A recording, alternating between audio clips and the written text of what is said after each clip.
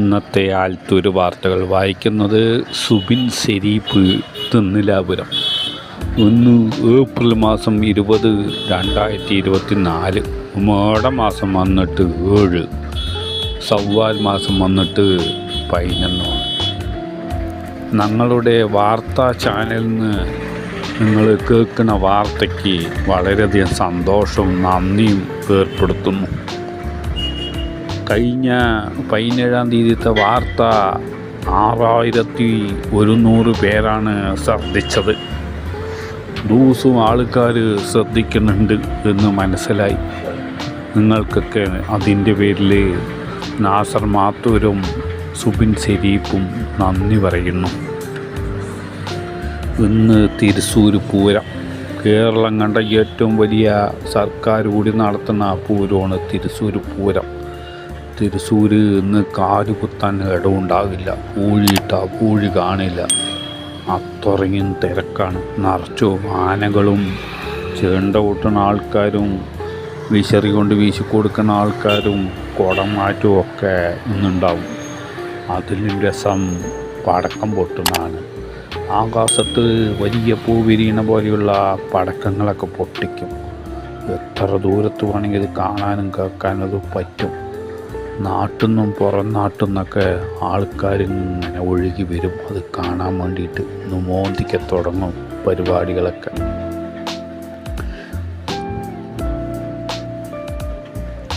കുട്ടികൾക്ക് സ്കൂൾ ബസ്സിൽ കുറച്ച് പൈസ കമ്മിയാക്കി കൊടുത്താൽ മതിയെന്ന് സ്കൂളുകളിൽ മേയ്ക്കണ പൊതുവിദ്യാഭ്യാസ ഡയറക്ടർ പറഞ്ഞു.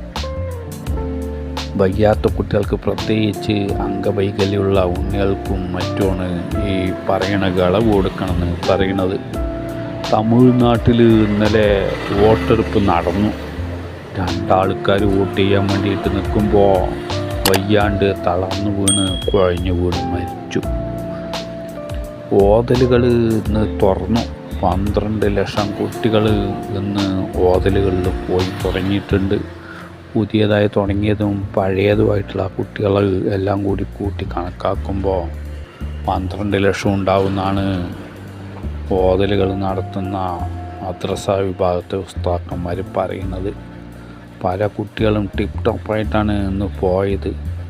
ചെക്കന്മാർ തലയിൽ തൊപ്പിയിടാണ്ട് കിതാബും പിടിക്കാണ്ട് കയ്യും വീശി കല്യാണത്തിന് പോണ പോലെ പോയതായിട്ട് ചില റിപ്പോർട്ടുകൾ പറയുന്നുണ്ട്.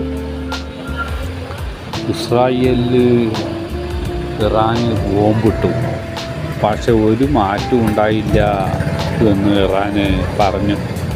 ഒരു പോത്തിൻ്റെ മേലെ ഒരു ഗ്ലാസ് വെള്ളം ഒഴിച്ചാൽ എന്താ സംഭവിക്കുക, അതുപോലെയാണ് ഞങ്ങൾക്ക് തോന്നിയതെന്ന് ഇറാന് പറഞ്ഞു. BJP കൊണ്ട് ഒന്നും ഉപകാരമില്ല എന്ന് നിങ്ങൾ പറയണ്ടെന്ന് കോഴിക്കോട് മത്സരിക്കുന്ന MT രമേശ് പറഞ്ഞു. വന്ദേ ഭാരത് തീവണ്ടി ഞങ്ങൾ കൊണ്ട് തന്നില്ലേ 2-3 കേരളത്തിന്. ഭാരത് അരിയും കൊണ്ട് തന്നില്ലേ. ഭാരത് അരി കൊണ്ട് എത്ര പേർക്ക് ഉപകാരമായി.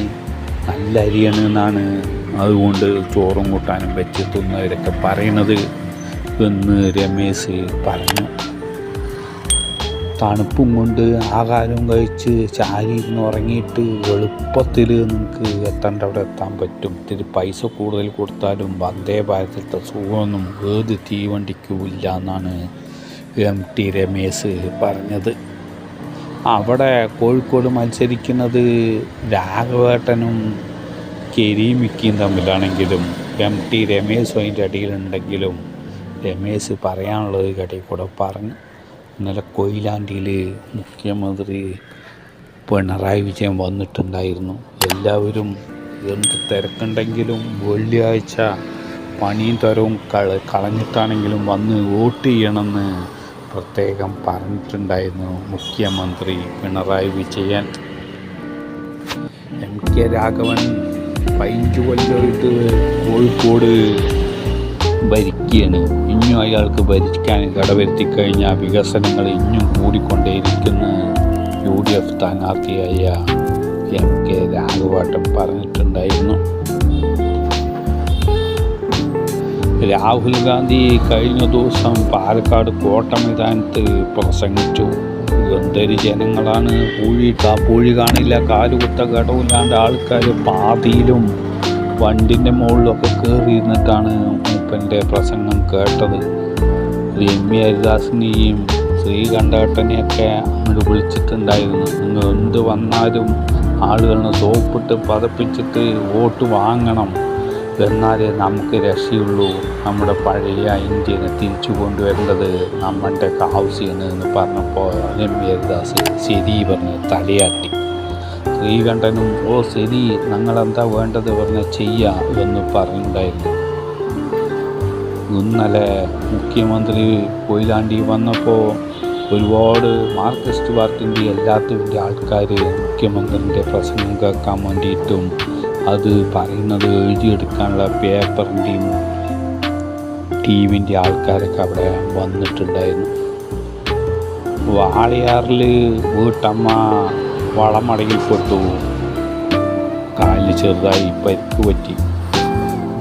വാളയാറിൽ വീട്ടമ്മ പാല് കറക്കാൻ വേണ്ടിയിട്ട് തൊഴുത്തിൻ്റെ ഉള്ളിലേക്ക് പോയതാണത്ര. മാട്ടിനെന്തോ ഇഷ്ടപ്പെട്ടില്ല, മൂഞ്ചയ്ക്ക് നോക്കിയൊരു ചവിട്ട് കൊടുത്തപ്പോൾ ആ വീട്ടമ്മ വഴുക്കിയിട്ട് അങ്ങനെ വളമടി വീണു എന്നാണ് പറയുന്നത്. അപ്പം തന്നെ പേരക്കുട്ടികൾ വന്ന് കൈയും കാര്യം പിടിച്ച് കയറ്റി ഓസും കൊണ്ട് വെള്ളം ചീറ്റിട്ടായി അമ്മനെ ആശുപത്രി കൊണ്ടുപോയി. 1.5 കോടി ചിലവാക്കിയ നവകേരള ബസ് ഊഴിയും പൊടിയും പിടിച്ചിട്ട് ബാംഗ്ലൂർ കിടക്കുകയാണ്. പേപ്പറിലും ടി വിയിലൊക്കെ വാർത്ത വന്നപ്പോൾ അതിനെ മനുക്കനെ വലിച്ചുകൊണ്ട് തിരുവനന്തപുരം പാപ്പനംകോട് പറഞ്ഞ സ്ഥലത്ത് കൊണ്ട് ഷെഡിൽ കയറ്റിയിട്ട് കഴുകി വൃത്തിയാക്കി സീറ്റൊക്കെ മാറ്റി നല്ല കസാരകളൊക്കെ പിടിപ്പിച്ചു. 2 ലക്ഷം റുപ്യ ചിലവായി എന്നാണ് പറയണത്. ഇനി അത് കോഴിക്കോട് ബാംഗ്ലൂർ റൂട്ടിൽ ഓട്ടിക്കാനാണ് ഗവൺമെൻറ്റിൻ്റെ പരിപാടി. കുറച്ച് കാലം അത് അങ്ങനെ ഇട്ട് നേരാക്കാൻ വേണ്ടിയിട്ട് 2 ലക്ഷം റുപ്യ ചിലവായി എന്നാണ് പറഞ്ഞു വരുന്നത്. അതിൽ ഇരുന്ന കസാലകളിലിരുന്ന തനി ആൾ ഉറങ്ങിപ്പോകുമെന്നുള്ളൊരു പ്രത്യേകതയുണ്ട്. അത്രയും സുഖമാണത്ര ഇത് യാത്ര ചെയ്യാൻ. പോരാത്തിന് 1നോ 2നോ മുട്ടിക്കഴിഞ്ഞാൽ പോകാനുള്ള കക്കൂസും അതിൽ റെഡിയാണ് എന്നാണ് ഈ ബസ്സിൻ്റെ പ്രത്യേകത. MP സ്നേഹലത എന്ന ഒരു വക്കീലിനെ ഹൈക്കോടതി ജഡ്ജിയാക്കി ഗവൺമെൻറ് നിയമിച്ചു. രാഷ്ട്രപതി ശരി, നിങ്ങൾക്ക് അത് നിൽക്കാനുള്ള യോഗ്യതയുണ്ട് എന്ന് പറഞ്ഞപ്പോൾ അവരൊന്നും നോക്കിയില്ല. ഒരു കാറ് കൊടുത്ത് പോയി ഹൈക്കോടതിയിൽ ജഡ്ജിയായിട്ട് ചാർജ് എടുത്തു. ഇന്നത്തെ ആദ്യ വാർത്തകൾ കഴിഞ്ഞു.